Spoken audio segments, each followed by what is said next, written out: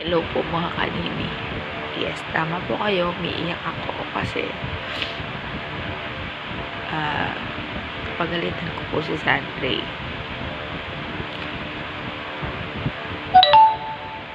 Kasi di ba po ang bata, alam naman yung Halloween trick or treat.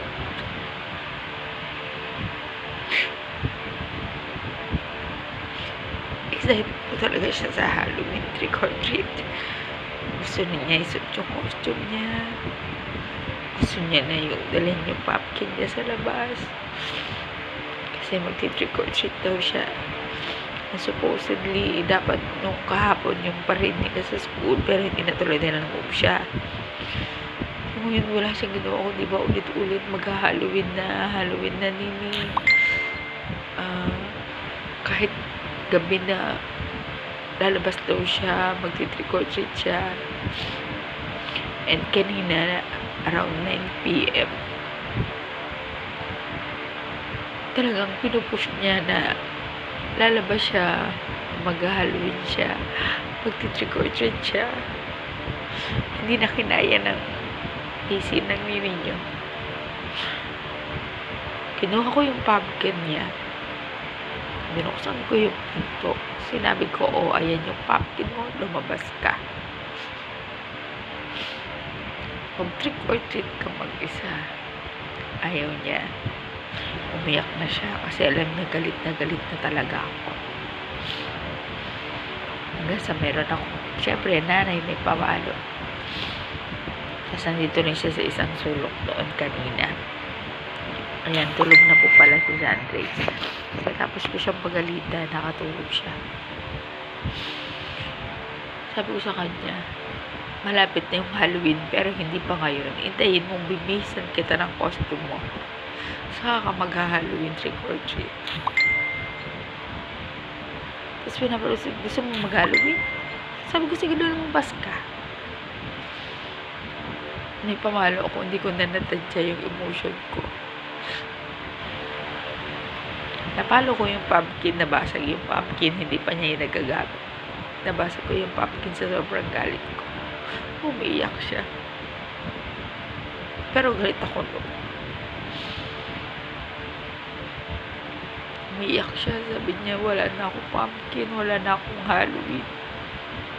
Sabi ko, wala ka na talagang Halloween. Dahil wala ka ng pumpkin. Dahil matigas ang ulo mo, hindi ka nakikinig. And then, binisan ko siya kasi matutulog na siya. Habang binibisan ko siya, kanausap ko siya. Sabi ko, please lang, Sandre, malaki ka na. You're getting bigger. Matanda ka na. Intindihin mo si Nini dahil napapagod din ako kung paintindi sa kanya. At saka ayoko umabot sa magkakaaway na naman kami at mapapalo ko siya. Dahil hindi ko siya mapalo, yung pumpkin yung pinalo ko at nabasag yun. Hindi pa niya yung nagkagamit.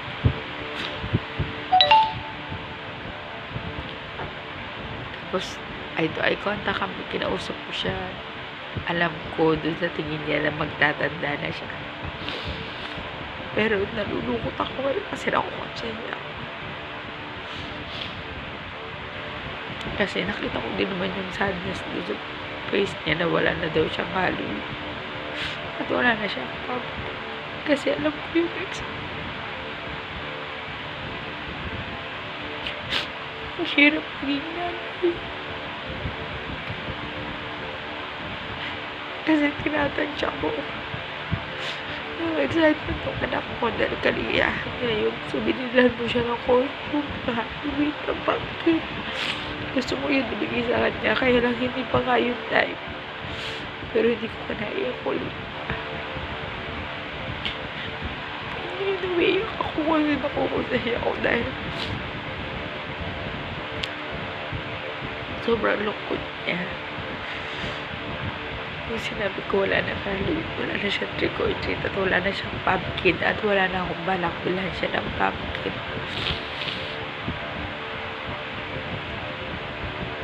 Ang hirap po maging nanay. Kasi may mga bagay na nare-reach mo yung limit mo. Bumibigay ka din. Puprostrate lahat ng nanay.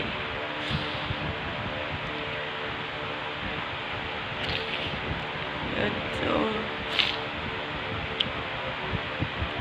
yun po.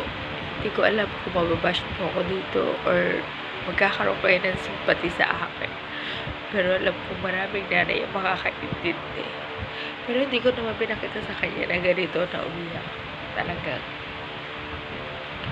kanina firm ako. Galit talaga ako. Kasi mahirap din ipakita na inaamo-amo ko siya.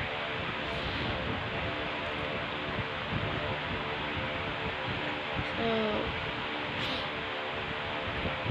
yun lang. Sa mga nini dyan na badyo kayo, pasensya nyo. Ang sakit sa puso, diba? Pero, ganun talaga. Pinagdadaanan ng bawat nini yan. Kaya, tatandaan nyo po. Fight lang.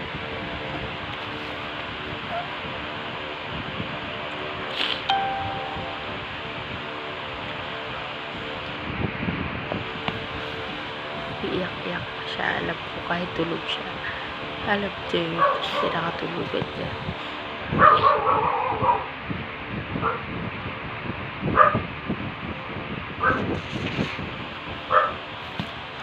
Mahal ko pong anak ko.